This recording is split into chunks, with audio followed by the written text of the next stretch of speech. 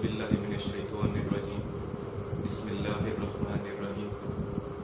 गिला है मुझको ज़माने की कूर ज़ौकी से, समझता है मेरी मेहनत को मेहनत फरहाद।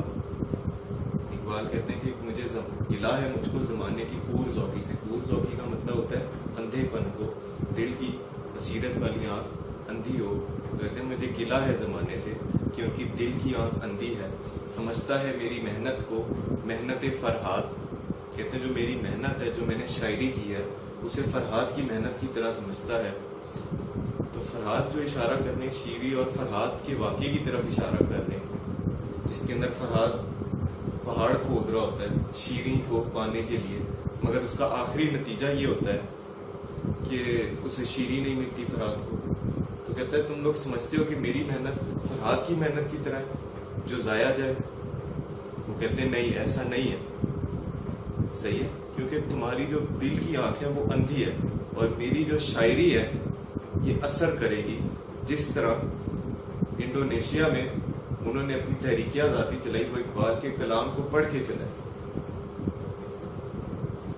जो नज़म है उसका नाम है उम्मीद। कहते हैं मुकाबला तो ज़माने का खूब करता हूँ, अगरचे मैं ना सिपाही हूँ न अमीर जुनूद।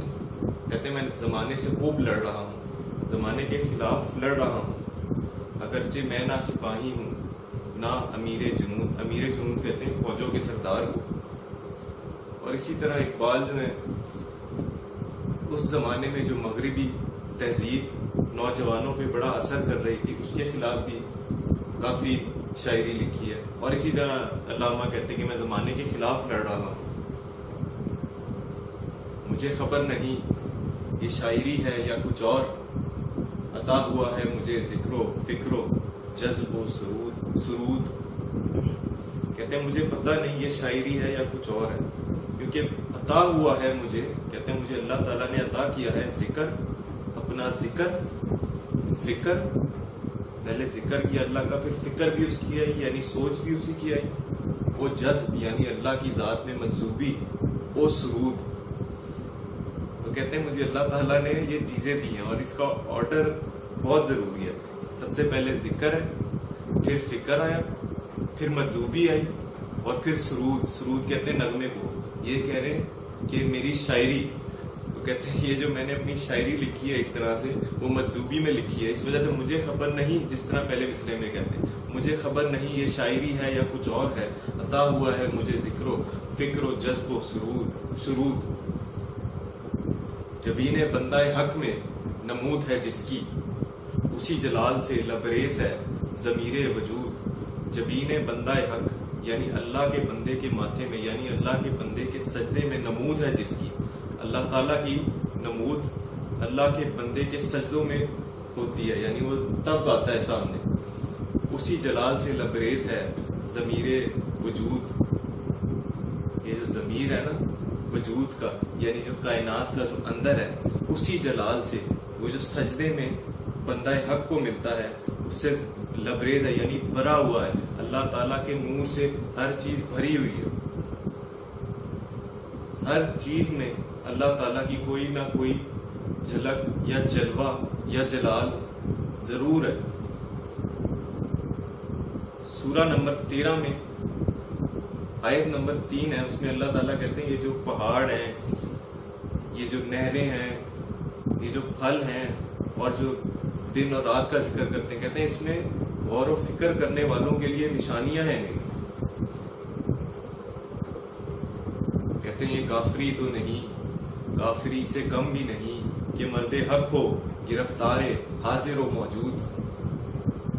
कहते हैं काफरी तो नहीं, यानी काफिर कोई नहीं हो जाता, मगर काफरी से कम भी नहीं कि मर्दे हक हो, कि अल्लाह का बंदा हो, गिरफ्तारे हाजिर व मौजूद, यानी जो हाजिर व मौजूद यानी ज़माने का गिरफ्तार हो कि लोग क्या कहेंगे, लोग क्या सोचेंगे। तो कहते हैं इसका ये मतलब नहीं तुम काफिर हो गए, मगर थोड़ी सी है कि तुम्हारे ईमान की कमजोरी, और कह रहे हैं काफरी से कम भी नहीं।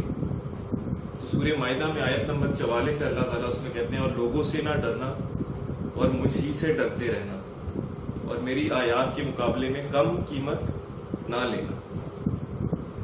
اور جو میرے کام کے مطابق حکم نہ دے وہ کافر ہے. تو اس سے صاف ظاہر ہوتا ہے کہ اللہ تعالیٰ کہتے ہیں کہ لوگوں کی پرواہ نہ کرو، جو میرا حکم ہے اس کو مانو.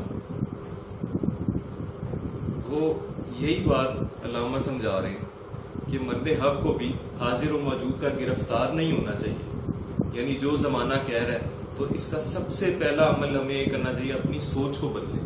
ایمان کا سب سے کم درجہ ہے کہ بری چیز کو برا ماننا، اچھی چیز کو اچھا ماننا. اسی طرح اگلا درجہ کیا ہے، پھر اس کے بارے میں بولنا. پھر اس سے اگلا درجہ کیا ہے، اسے اپنے ہاتھ سے روکنا.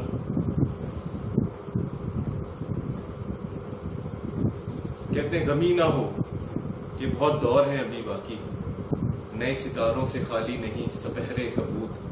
کہتے ہیں غم نہ کرو، کوئی بات نہیں، ابھی اور دور بھی باقی ہیں، بے شک تم پہ